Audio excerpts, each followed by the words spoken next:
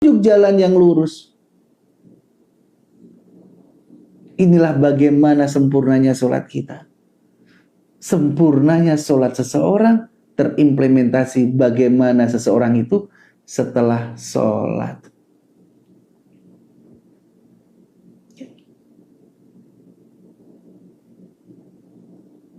Hadirin jamaah yang dirahmati oleh Allah Subhanahu wa Ta'ala. Maka meniti jalan yang lurus adalah jalan yang kita minta kepada Allah. Setiap hari minimal 17 kali kita minta. Tapi apa efeknya pada diri kita? Apa efeknya itu semua dalam kehidupan kita? Kalau kita berbicara kepada Allah, meminta tapi tidak sesuai dengan kenyataan dalam kehidupan kita, ingat ciri-ciri orang munafik. Ya. Lisan dia tidak bisa dipercaya. Ya. Lisan dia tidak sesuai dengan apa yang dia kerjakan. Ternyata sholatnya asal. Ingat riwayat yang menyampaikan orang yang 60 tahun sholat tidak diterima sholatnya. Dia rukuknya benar, sujudnya tidak benar. Sujudnya benar, rukuknya tidak benar. Mereka tidak khusyuk, mereka tidak tumanina. Dia tidak bisa memaknai setiap apa yang dia sampaikan untuk kehidupannya. Sholatnya asal.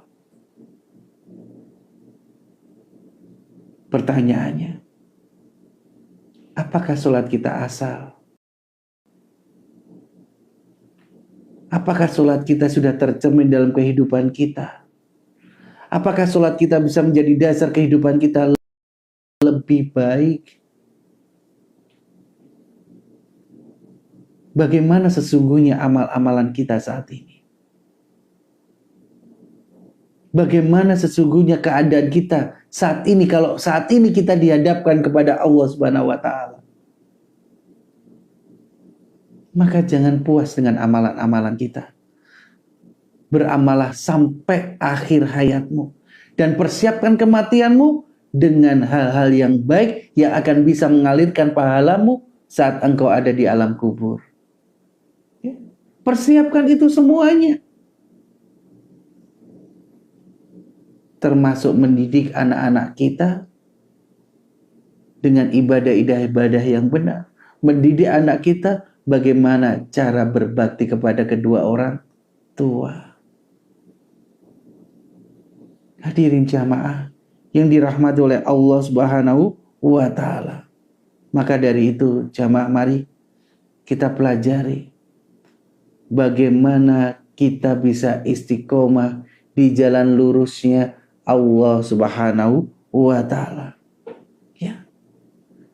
Istiqomah di jalan yang lurus, tidak melenceng ke kanan, ke kiri. Di jalan yang lurus, di atas ketaatan kita kepada Allah, mengerjakan seluruh aktivitas ibadah kita, lahir dan batin kita, di jalan lurusnya Allah, bukan di jalan selain jalan Allah. Hadirin jamaah yang dirahmati oleh Allah Subhanahu wa Ta'ala. Ingatlah firman Allah yang disampaikan di surat Asy-Syura ayat 15. Apa yang Allah sampaikan? Walidzalika fastaqim kama umir wala tattabi ahwaahum. Karena itu serulah mereka beriman dan tetaplah beriman sebagaimana diperintahkan kepadamu wahai Muhammad, dan janganlah mengikuti keinginan mereka. Ya. Serulah mereka untuk beriman dan tetaplah beriman. Serulah mereka untuk beriman dan tetaplah istiqomah dalam keimanan. Sebagaimana diperintahkan kepadamu wahai Muhammad. Jadi apa yang disampaikan Rasulullah? Kul amantu billah. Ini adalah bagaimana Rasulullah ingin menyampaikan kepada kita. Katakan aku beriman kepada Allah, karena Allah menyampaikan, serulah mereka untuk beriman. Dan tetaplah untuk beriman. Maka disampaikan oleh Rasulullah, Qul amantu billah. Katakan aku beriman kepada Allah dan istiqomalah. Kemudian istiqomalah, tetaplah beriman. Hingga akhir nyawa kita. Itulah istiqomah. Istiqomah itu bukan sampai besok aku istiqomah sampai itu, bukan istiqomah. Istiqomah itu adalah proses pencapaian kesempurnaan iman kita hingga ajal menjemput. Itulah istiqomah. Tidak mudah istiqomah, ya, tapi kita selalu berusaha untuk bisa istiqomah di jalan Allah Subhanahu wa taala. Maka Allah memberikan instrumen terbaik agar istiqomah kita itu tidak turun. Dengan apa, hadirin? Istighfar. Ya, dengan istighfar. Hadir yang dirahmati oleh Allah Subhanahu wa taala. Ya. Dan lihatlah apa yang Allah sampaikan, ya, di surat Asy-Syura ayat 88 dan 89. Yauma la yanfa'u malun wala banun illa man atallaha biqalbin salim.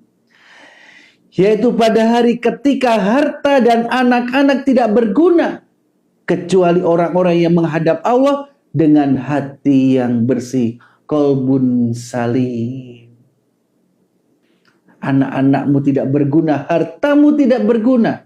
Hanya yang berguna adalah orang-orang yang pulang kepada Allah dengan hati yang suci, hati yang bersih, hati yang selamat, hati yang terjaga karena keistiqomahan kita terhadap Allah Subhanahu wa taala.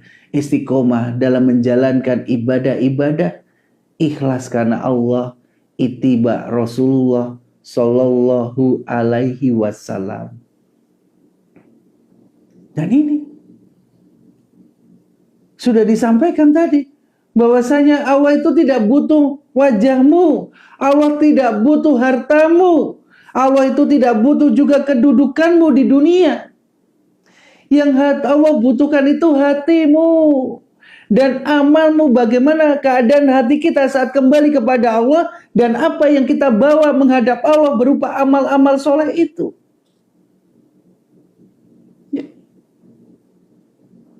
Karena orang-orang yang ingin dalam ajal yang terbaik adalah orang-orang yang membawa amal-amal soleh dan tidak membawa dosa. Maka orang-orang yang beruntung adalah orang-orang yang sering bertobat.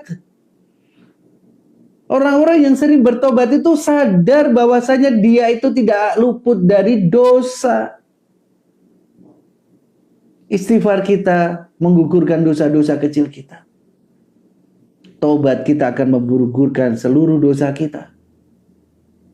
Ya, yang kecil maupun besar, apabila taubat itu dilakukan dengan ikhlas, jujur, dan bersungguh-sungguh menyesal atas dosa-dosa kecil maupun besar yang kita lakukan di masa lalu. Jadi jangan merasa puas, saya udah pernah taubat, Abu. Tapi kenapa? Saya masih belum baik ya. Ya, tapi lihatlah tobatmu. Setelah tobat mungkin kamu masih melakukan dosa. Mungkin susahnya kamu menjadi baik karena masih dosa-dosa. Memperbarui tobat adalah jalan kita untuk mempererat hubungan kita dengan Allah. Ya. Karena tobat kita adalah jalan untuk mengingat Allah. Allah menanti kita, Allah menunggu kita. Oh, fulan tobat. Alhamdulillah. Oh, fulan dipanggil, datang. Oh, fulan selalu mengingat aku dengan istighfarnya. Ya. Hadirin, Allah ingat kita pas. Apabila semua tergugurkan saat dengan kita mengingat Allah. Kita ingin berniat buruk, mengingat Allah. Kita sedang bertekad buruk, mengingat Allah. Sedang badan ini mau melakukan keburukan, dosa dan maksiat, istighfar mengingat Allah. Terus kita lakukan itu. Maka perlindungan Allah akan diberikan kepada kita dengan perlindungan terbaik. Perlindungan dari bisikan-bisikan syaitan. Hadirin yang dirahmati oleh Allah Subhanahu wa Ta'ala. Dan ingat hadirin, Ibnu Qayyim juga berkata, hati yang bersih, ya, yaitu yang berguna di hadapan Allah adalah hati yang selamat dari kesyirikan. Hati yang selamat dari bisikan-bisikan syaitan. Apa itu? Dengki, iri, sombong, kikir, cinta dunia, cinta pujian, cinta gila jabatan. Ya. Itu adalah kotoran-kotoran hati. Hati yang bersih adalah hati yang selamat dari perusak-perusak yang menjauhkan dirinya dari Allah Subhanahu wa Ta'ala. Selamat dari syahwatnya setan, selamat dari subhatnya setan. Ya. Karena itulah dua fitnah yang akan menyesatkan seorang hamba, yaitu fitnah dan subhatnya setan. Dan itulah jalan-jalan di luar jalan as-sirat al-mustaqim, ya Allah. Maka kita diminta istiqomah di jalan Allah, di jalan as-sirat ini, agar kita tidak terkena fitnah subhat dan fitnah syahwatnya setan. Orang akan kuat di jalan as-sirat al-mustaqim, ya Allah, saat orang itu berpegang teguh kepada Al-Quran dan As-Sunnah. Itu cukup. Apabila terjadi segala sesuatu perselisihan tentang agama ini, kembalilah kepada Alkitab dan kembalilah kepada Al-Hikmah, yaitu kembali kepada Al-Quran dan kembali kepada Al-Hikmah. Ada yang menghalalkan alat musik, ada yang mengharamkan alat musik. Ya, ingat, Rasulullah sudah menyampaikan, di akhir zaman akan ada yang menghalalkan zina, yang akan menghalalkan babi, termasuk menghalalkan alat musik. Itu sudah jelas sabda Rasulullah SAW dan itu sahih. Berhati-hatilah dengan subhatnya setan, berhati-hatilah dengan syahwatnya setan. Janganlah kita isi waktu kita hanya untuk kesia-siaan belaka. Ya. Maka kita bisa introspeksi diri kita. Apakah waktu kita itu sudah menjadi waktu yang manfaat atau waktu yang tidak manfaat? Ya.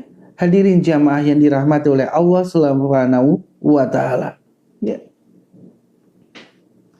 Dan hati yang bersih, yang pulang kepada Allah dengan hati yang bersih, hati yang selamat. Ya, janganlah takut, janganlah sedih. Ya, wa absiru bil jannah. Masya Allah, itu yang kita inginkan hadirin. Ya, semoga kita semua ditakdirkan oleh Allah bisa pulang kepada Allah dengan hati yang selamat. Hadirin jamaah yang dirahmati oleh Allah Subhanahu wa Ta'ala. Dan bagaimana kita bisa menjadikan hati kita bersih? Ya.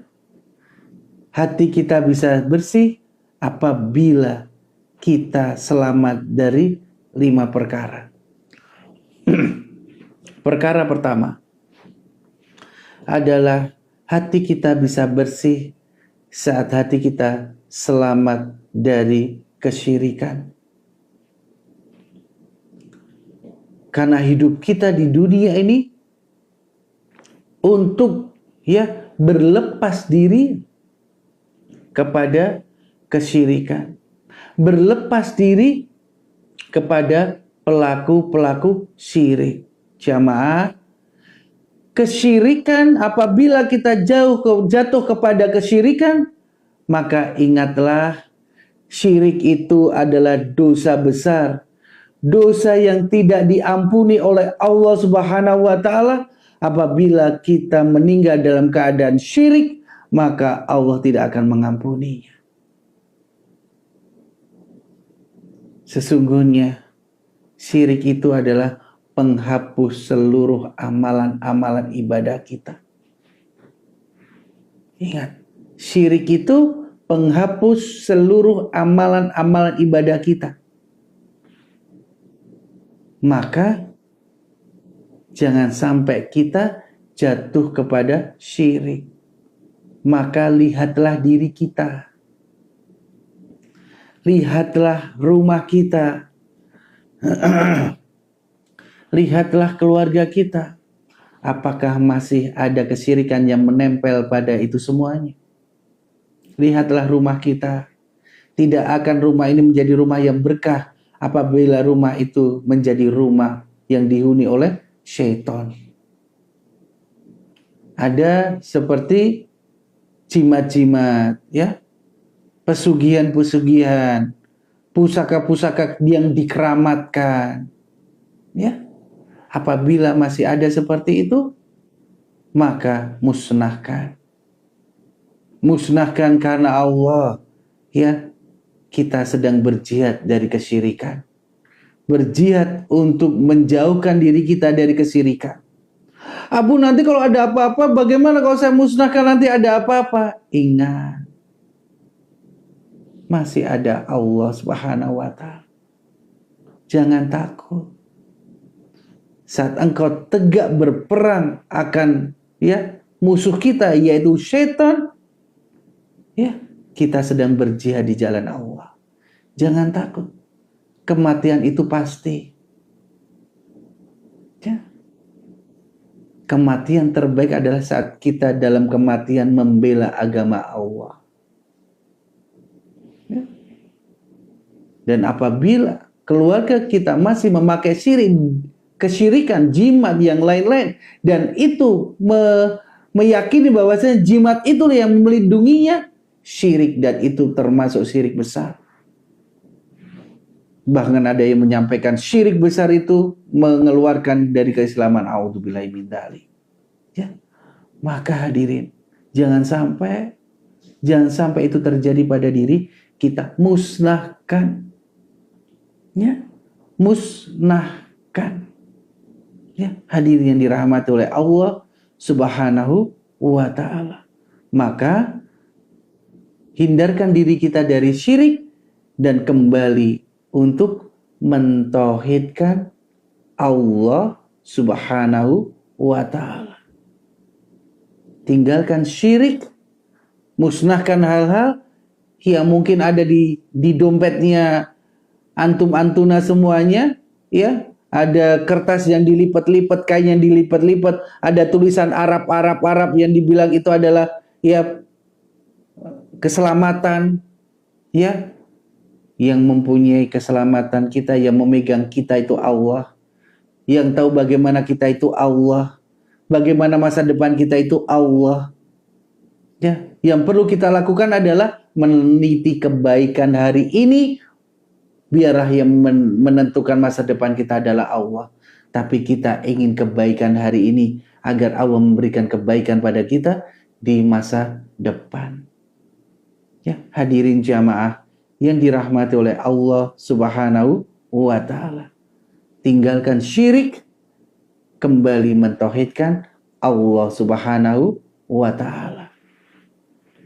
Selanjutnya hadirin yang dirahmati oleh Allah Subhanahu wa taala, perkara yang kedua agar kita bisa sempurna dari kebersihan hati kita, yaitu meninggalkan perkara-perkara bid'ah. Perkara-perkara yang menyimpang dalam keyakinan kita. Perkara-perkara yang diada-ada. Perkara-perkara yang diada-ada atau disesuaikan atau apapun yang tidak sesuai dengan sunnah Rasulullah Shallallahu Alaihi Wasallam. Maka ingatlah jamaah yang dirahmati oleh Allah Subhanahu wa taala. Allah sudah berfirman di surat Al-Maidah ayat 3. Pada hari ini telah aku sempurnakan agamamu untukmu, telah aku cukupkan nikmatku untukmu, dan aku ridho agama Islam ini untuk agamamu. Agama ini sempurna. Dan Rasulullah Shallallahu Alaihi Wasallam adalah uswatun hasanah, ya, contoh yang baik, teladan yang baik, ya, dalam ibadah-ibadah kita. Semua sudah sempurna, ya. Maka janganlah kita mengada-ngada dalam ibadah ini, karena ibadah ini sudah dicontohkan sempurna oleh Rasulullah Shallallahu Alaihi Wasallam. Maka jangan mengada-ngada.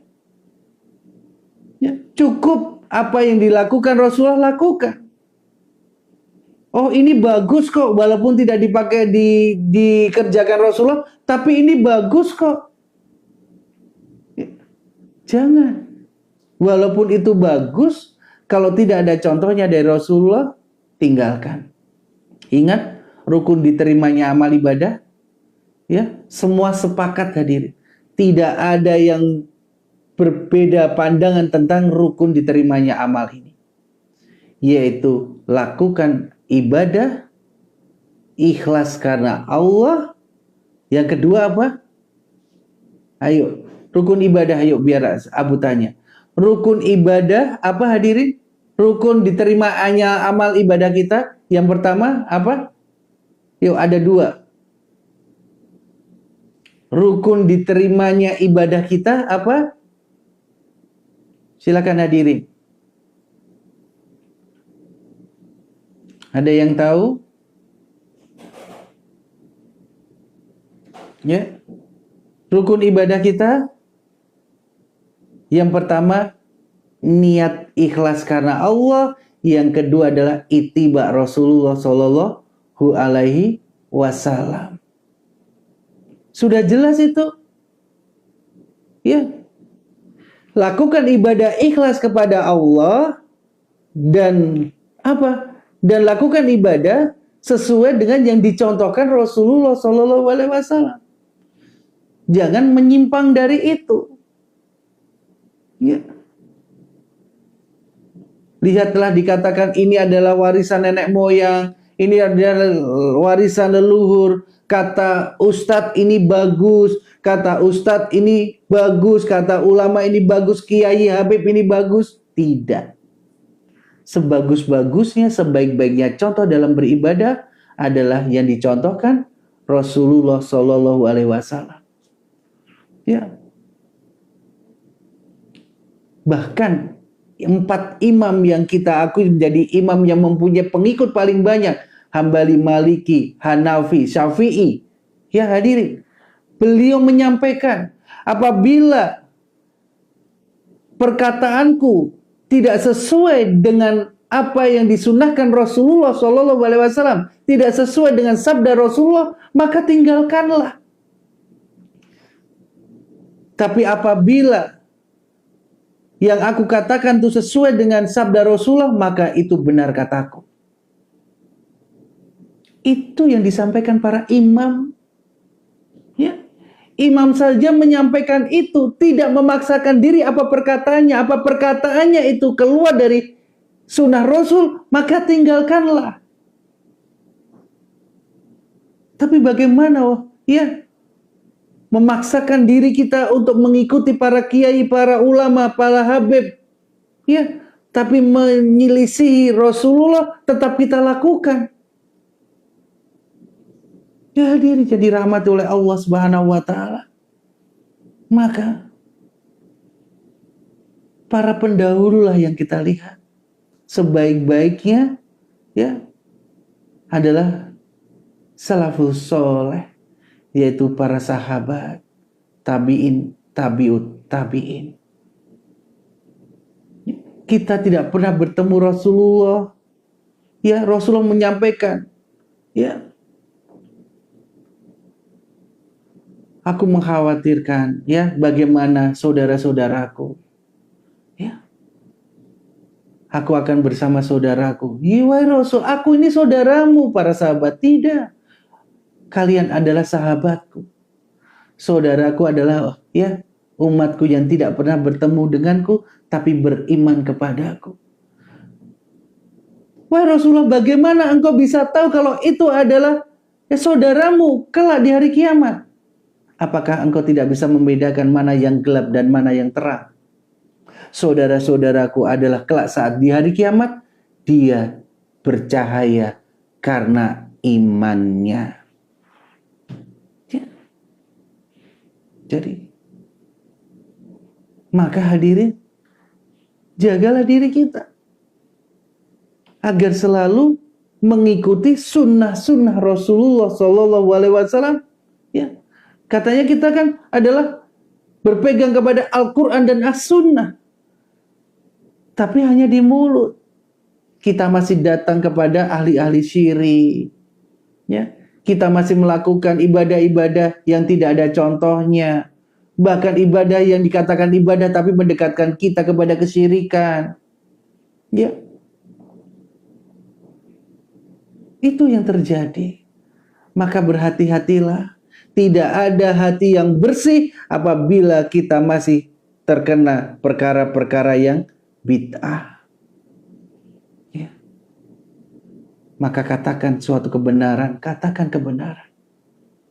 Karena apa yang kita katakan, kita pelajari hari ini adalah menegakkan Islam yang sebenarnya. Menegakkan Islam dalam kehidupan kita semata-mata hanya ingin ridhonya Allah, akan surganya Allah dengan rahmat Allah Subhanahu wa Ta'ala.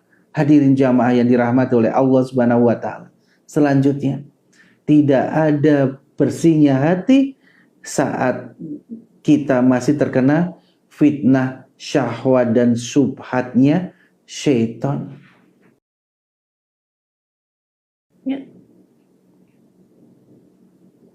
Karena itu bertentangan dengan perintah Allah. Ya.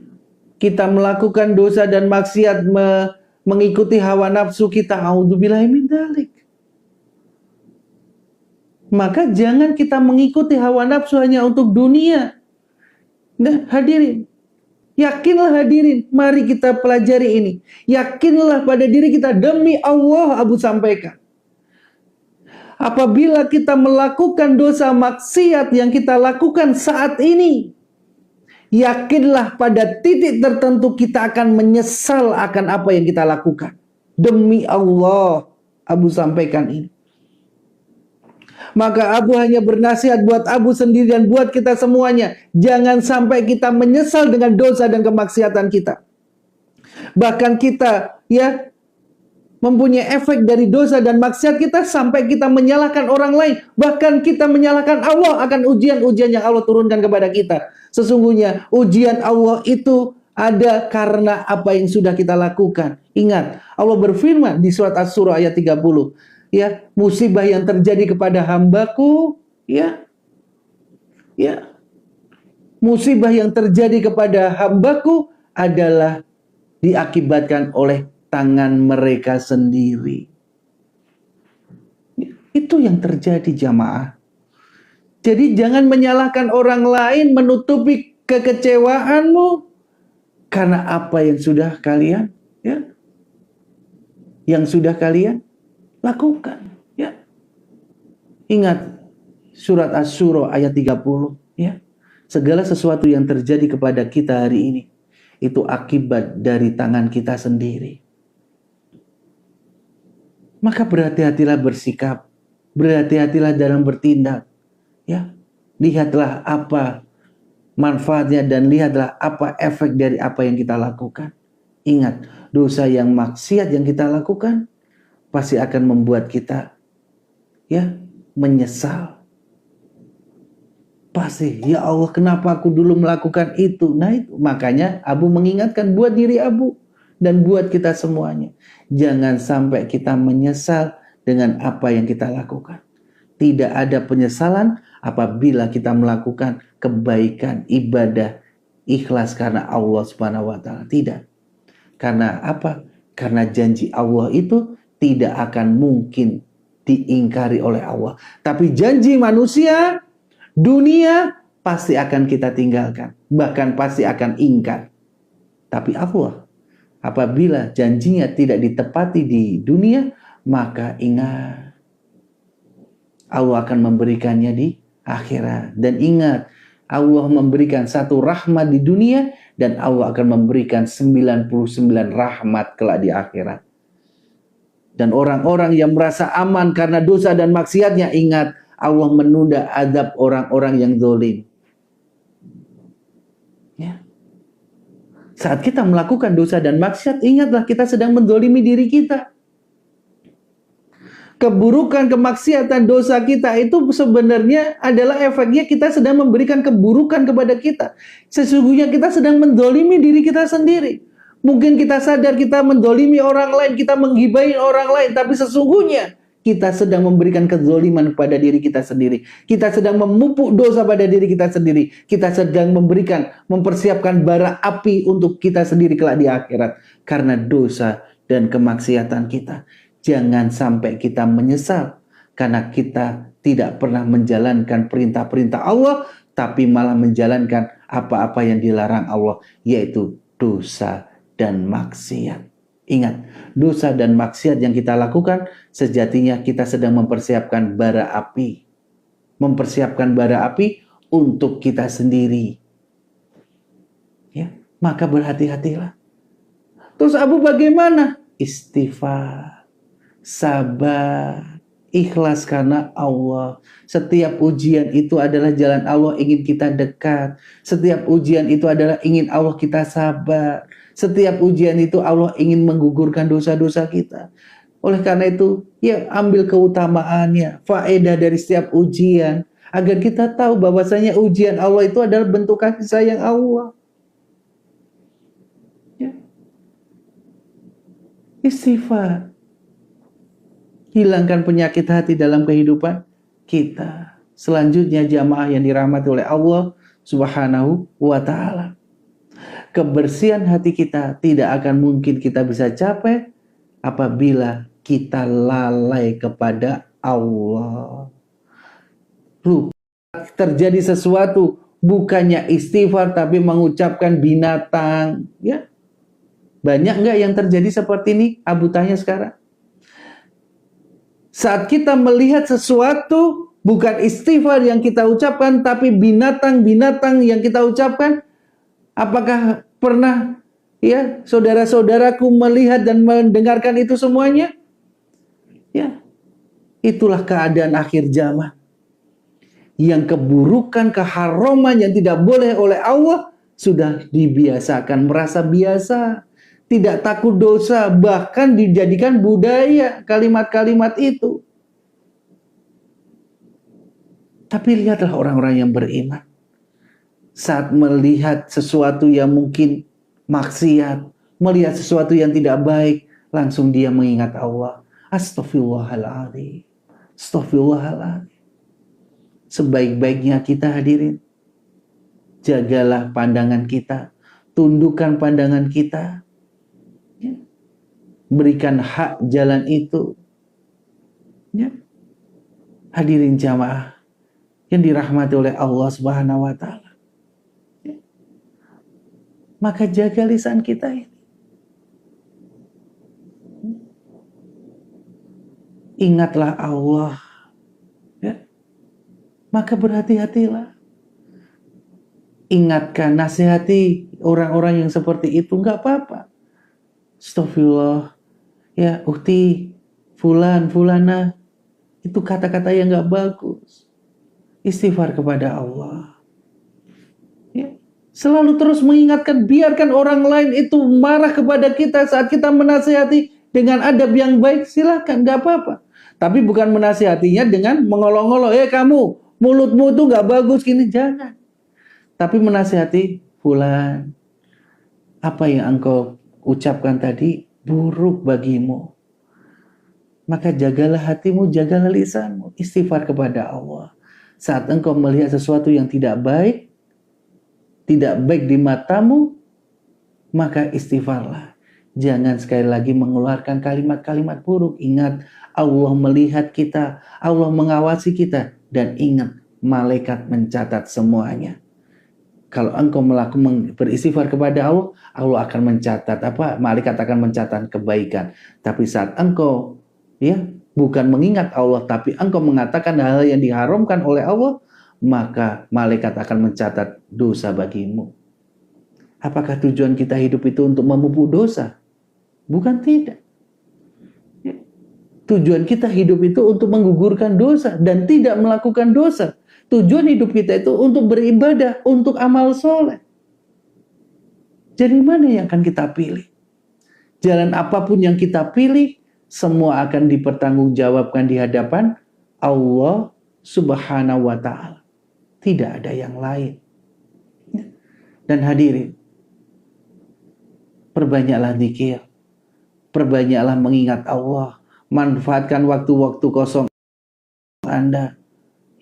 Pertanyaannya, apakah di handphone Anda sudah ada mushaf Al-Quran? Sudahkah di handphone Anda ada panduan zikir pagi, zikir petang? Apakah dalam handphone Anda lebih banyak aplikasi Islam atau aplikasi yang akan mendekatkan diri kita kepada kemaksiatan? Maka pergunakanlah dengan bijak. TikTok bagus untuk kita mendengarkan kajian ilmu. Tapi TikTok akan menjadi buruk apabila kita memanfaatkannya hanya untuk bermaksiat kepada Allah. Hadirin jamaah yang dirahmati oleh Allah Subhanahu wa Ta'ala. Pertanyaannya lagi, kalau sudah ada di handphone Anda, berapa lama kita membuka dan membacanya di waktu-waktu kosong kita? Apakah di waktu kosong kita membuka mushaf untuk melanjutkan bacaan Quran kita? Apakah di setiap pagi kita membuka handphone kita hanya untuk berzikir pagi kepada Allah? Sorenya zikir petang kepada Allah. Ayo kita melihat dan kita introspeksi pada diri kita. Apakah mushaf dan zikir itu hanya untuk pajangan? Hanya untuk pajangan di handphone Anda? Jangan.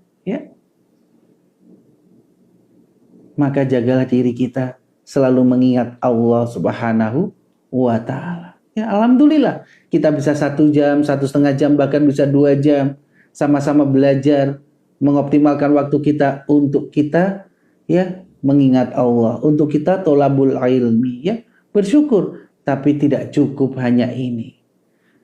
Tapi setelah ini dicatat, diikat, oh ternyata itu tadi syirik itu berlawanan dengan tauhid. Oh berarti saya akan baca lagi, cari syirik itu seperti apa sih. Nah itulah. Tentu Abu tidak akan bisa merinci syirik sampai itu dalam banget. Tapi saat kita sudah mendapatkan peringatan Allah, maka pelajari peringatan-peringatan Allah itu. Hadirnya dirahmati oleh Allah Subhanahu wa Ta'ala. Dan yang kelima adalah hawa nafsu. Hawa nafsu itu akan bertentangan dengan apa? Kemurnian dan keikhlasan kita. Kalau kita ikhlas, sudah bersyukur. Tidak merasa kurang terhadap apa yang Allah berikan kepada kita. Tidak merasa kurang. Hadirin jamaah yang dirahmati oleh Allah Subhanahu wa Ta'ala. Allah memberikan rizki kepada kita, sudah Allah tetapkan. Oh, rizkinya si fulan segini. Oh, takdirnya si fulan ini. Sudah Allah tetapkan. Tidak ada yang tidak mungkin bagi Allah. Saat kita bertawakal kepada Allah, tidak ada yang tidak mungkin. Bahkan prosentase tinggal 0,0001%, tidak ada yang tidak mungkin. Kalau Allah sudah bilang kun fayakun, maka jadilah. Apabila semua orang datang ke hadapan kita ingin memberikan bahaya kepada kita, kalau Allah tidak berkehendak, maka tidak akan mungkin terjadi. Apabila kita akan mendapatkan keuntungan ratusan juta, di depan kita tinggal kita tanda tangan. Apabila Allah tidak berkehendak, maka tidak akan jadi itu rezeki kita. Maka apapun keputusan Allah, syukuri. Karena itu yang akan membuat hatimu sakinah. membuat hatimu tenang, tentram. Ya. Oh, belum rezekiku, nggak apa-apa. Ya, itu. Karena itu sudah ketetapan Allah. Bukan kenapa ya Allah, udah di depan mata loh ya Allah, kenapa? Bukan kenapa, karena memang itu bukan rezekimu. Maka bersyukurlah kepada Allah. Ya Allah, mungkin itu bukan rezekiku. Mungkin rezekiku adalah sekarang ini. Ya Allah. Itu hadirin jamaah yang dirahmati oleh Allah Subhanahu wa taala, ya. Oleh karena itu kebutuhan yang paling mendesak bagi kita seorang hamba Allah yaitu semata-mata kita itu tidak punya daya, kita itu tidak punya kekuatan, maka yang paling penting, yang paling mendesak bagi diri kita, ya, yang kita inginkan dari Allah yaitu apa? Pertolongan Allah. Tidak akan kita bisa ibadah dengan baik, tidak akan kita bisa menjaga hati kita biar bersih tanpa pertolongan Allah Subhanahu wa taala, ya.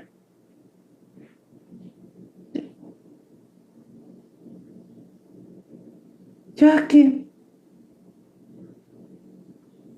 Tidak ada yang bisa menolong kita selain Allah. Tidak ada. Makam-makam keramat, makam Rasulullah tidak akan bisa menolong kita. Bahkan Rasulullah menyampaikan, aku ini hamba Allah seperti kamu, sama. Tapi aku ini utusan Allah. Walaupun utusan Allah, Rasulullah tidak ingin kita gulu, kita berlebihan menjadikan makam Rasulullah itu keramat, tidak. Bahkan kita merasa bersolawat kepada Rasulullah itu langsung kepada Rasulullah. Ya Allah, ya Rasul, aku bersolawat untukmu. Bukan. Sekali lagi, jangan salah. Lihatlah awal dari solawat kita. Allahumma. Ya Allah, kita meminta kepada Allah. Bukan ngomong dengan Rasulullah. Allah sudah berfirman bahwasanya orang yang ada di dalam kubur itu tidak bisa mendengar. Di ayat di surat yang lain disampaikan bahwasanya kita tidak akan bisa menjadikan orang yang di dalam kubur siapapun itu, termasuk Rasulullah, bisa mendengar. Ya, hadirin jamaah yang dirahmati oleh Allah Subhanahu wa taala. Hanya Allah. Maka mintalah kepada Allah. Bahkan semua orang meninggalkan kita, jangan takut. Apa yang kalimat Rasulullah yang patut kita selalu ingat? Saat semua orang meninggalkan kita, saat kita di saat-saat genting dari setiap ujian-ujian kita, apa yang harus kita sampaikan, jamaah? Ya, apa yang harus kita sampaikan? Kalimat apa? Ada yang bisa jawab?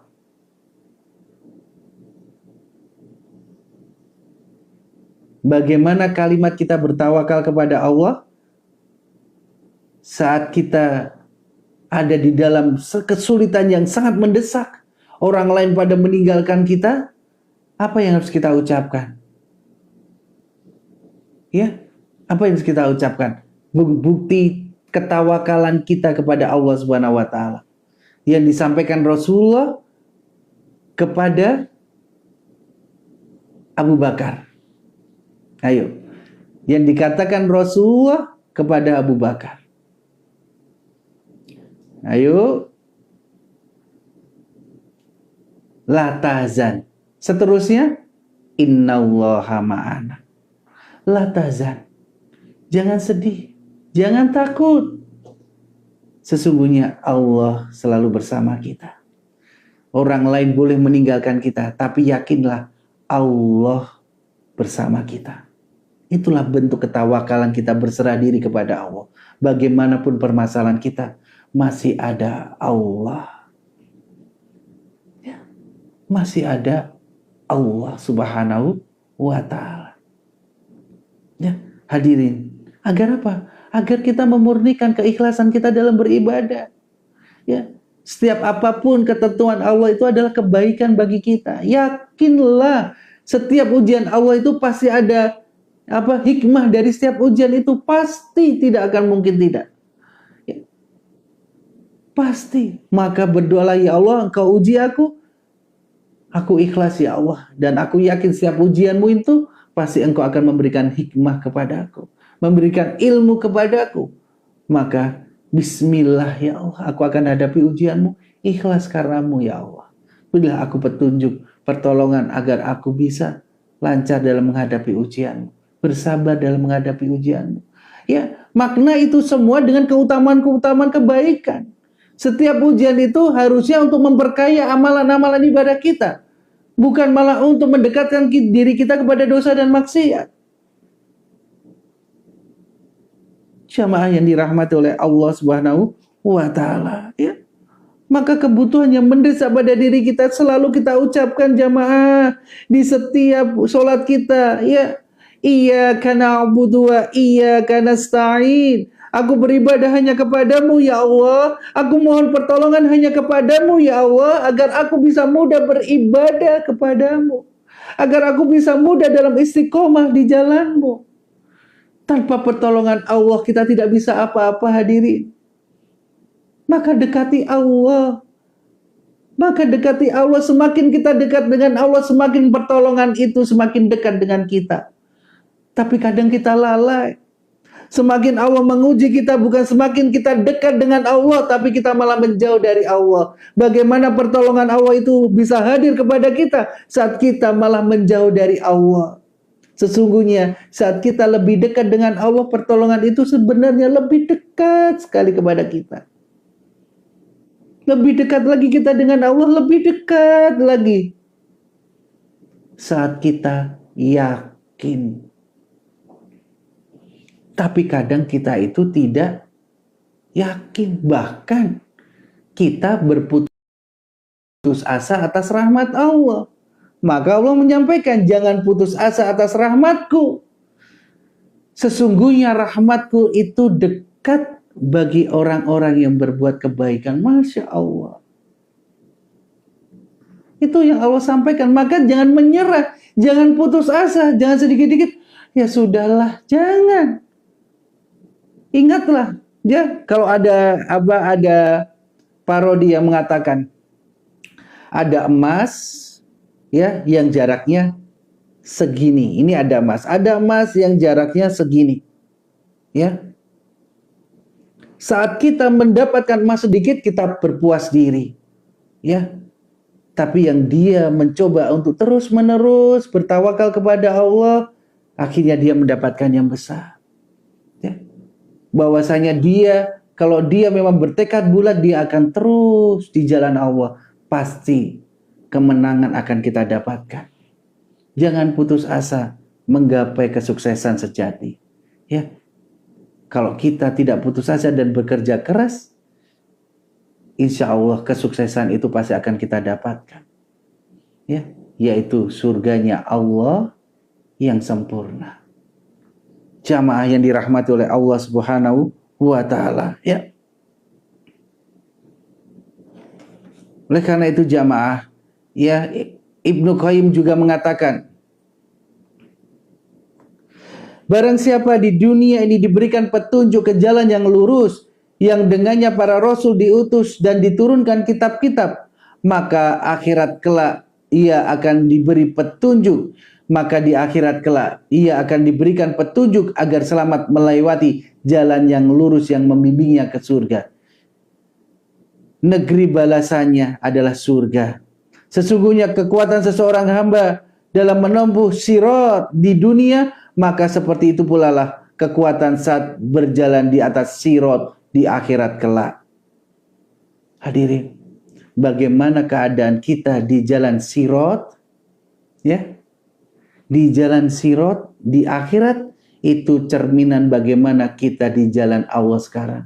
Apabila kita tidak ada di jalan Allah, maka bersusah payahlah kita pasti akan di jalan sirat. Yang apa? Sirat itu adalah perjalanan kita, ya, ke surganya Allah. Di bawahnya dibentangkan neraka jahanam. Ya, Oleh karena itu jamaah, disampaikan Ibnu Qayyim, bagaimana seseorang hamba berjalan di atas agama di dunia ini, begitu pula ia berjalan di atas sirat pada hari kiamat. Ingat, di antara mereka ada yang berjalan di atas sirat di akhirat dengan secepat kilat. Ada yang berjalan dengan sekedip mata. Ada juga yang melintas seperti angin. Ada juga yang melintas dengan kecepatan kendaraan. Ada yang melintas seperti orang berjalan. Dan ada yang melintas seperti orang merangkak. Dan ada juga yang tersambar-sambar.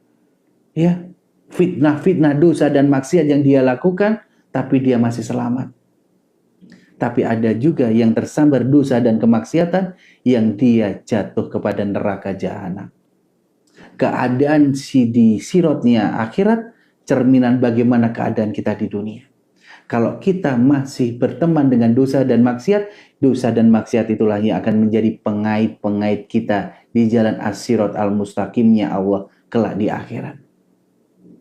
Tapi kalau kita istiqomah dan selalu menjaga diri kita, selalu ada di jalan Allah hingga akhir kehidupannya, mungkin kita adalah seseorang yang akan diantar dengan secepat kilat, dengan sekedip mata, ya, melewati sirat akhirat untuk datang kepada surganya Allah Subhanahu wa taala. Ingat jamaah, dosa dan maksiat kita sesungguhnya adalah pengait-pengait kita, ya, penghalang-penghalang kita, bahkan yang akan menjatuhkan kita ke dalam nerakanya Allah Subhanahu wa taala. Jamaah yang dirahmati oleh Allah Subhanahu wa taala. Ingat apa yang disampaikan Allah di surat An-Naml ayat 90. Apa yang Allah sampaikan? Ya. Kamu tidak akan diberikan balasan melainkan setimpal dengan apa yang kamu kerjakan. Apabila kita mengerjakan di dunia ini hanya dosa dan maksiat, maka niscaya azab adalah balasan yang tepat bagi orang yang berteman dengan dosa dan maksiat. Dan penyesalan terbesar adalah saat kita dimasukkan nerakanya Allah karena dosa dan maksiat kita. Tapi apabila kita di dunia ini selalu ada di jalan Allah, bagaimanapun godaannya, bagaimanapun dihinanya orang, kita tetap istiqomah di jalan Allah dengan mengerjakan ibadah ikhlas karena Allah, ittiba Rasul, maka ya kesuksesanlah yang pantas, surgalah yang pantas bagi orang-orang yang selalu menjaga hatinya, selalu menjaga jiwanya, ya, sampai akhir hayatnya. Jamaah yang dirahmati oleh Allah Subhanahu wa taala, di akhir kajian pagi ini Abu ingin menyampaikan nasihat. Abu ingin menyampaikan nasihat buat Abu sendiri dan juga buat antum dan antuna semuanya yang ada dalam majelis ini. Jamaah, kita sudah tahu jalan mana yang harus kita tempuh. Kita sadar akan peringatan-peringatan Allah. Janganlah menjadi hamba yang lalai akan peringatan Allah. Hidup kita akan sempit. Hidup kita hanya berpikir dunia, dunia, dunia. Hawa nafsu, hawa nafsu, hawa nafsu. Apabila kita tidak sadar akan peringatan Allah. Dan ingat, orang-orang yang lalai akan peringatan Allah, selain hidupnya akan sempit, maka dia akan dibangkitkan dalam keadaan buta dan gelap. Maka dari itu, hadirin jamaah yang dirahmati oleh Allah Subhanahu wa taala, maka ingatlah peringatan-peringatan Allah sebagai tanda untuk kita bisa selalu dekat dengan Allah. Semakin datang peringatan Allah, semakin takut kita akan Allah. Semakin takut kita melakukan dosa dan maksiat, karena kita tahu bahwasanya sesungguhnya dosa yang maksiat yang kita lakukan di dunia ini, sesungguhnya kita sedang mempersiapkan bara api buat kita persiapkan untuk teman kita di nerakanya Allah. A'udzubillahi min dzalik.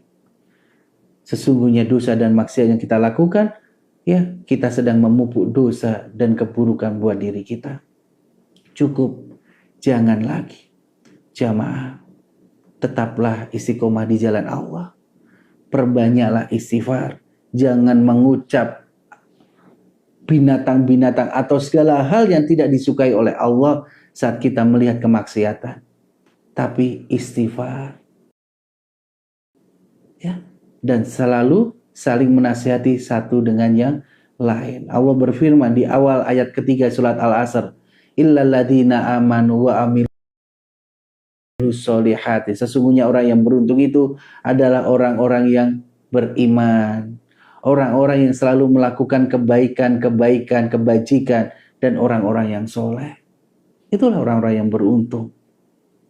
Dan di ayat selanjutnya dari ayat ini dikatakan orang-orang yang beruntung itu adalah orang-orang yang selalu menasihati akan kebaikan dan kebenaran. Maka selalu bernasihat. Dan yang penggalan ayat yang terakhirnya adalah watawasau bis sabr.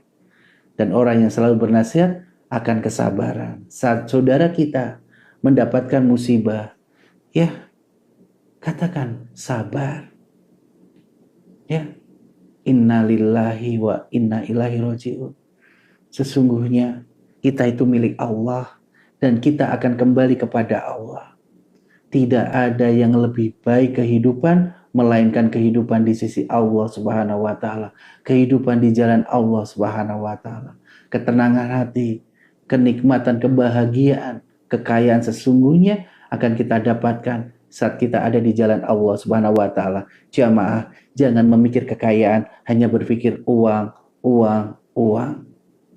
Ya, kekayaan itu adalah dalam kebahagiaan. Ya.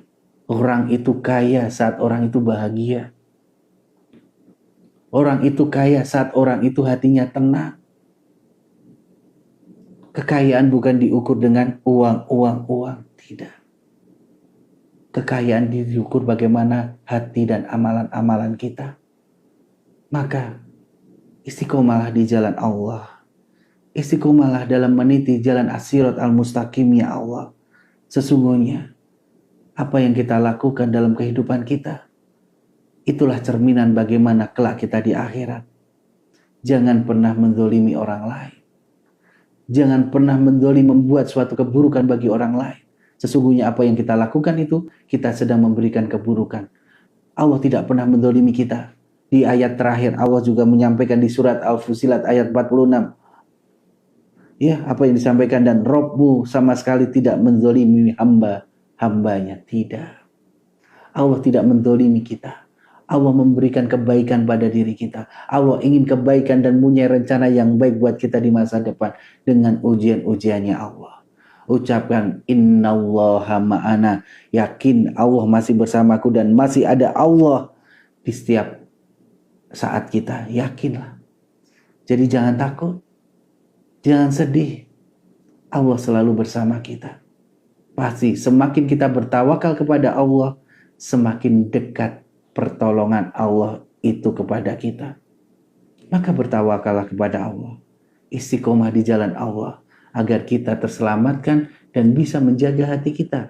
Agar kita pulang kepada Allah dengan hati yang bersih, suci, dengan hati yang selamat. Insya Allah. Semoga Allah menjauhkan kita dari fitnah subhatnya setan dan fitnah syahwatnya setan. Semoga Allah menetapkan diri kita dan ridho akan ilmu-ilmunya menjadi cahaya bagi kita untuk penerang jalan kita di jalan as-sirat al-mustaqimnya Allah Subhanahu wa ta'ala. Insya Allah ya. Hadirin silahkan, apabila ada yang mau bertanya, kita masih punya waktu untuk tanya jawab ya. Silahkan jamaah apabila ada yang mau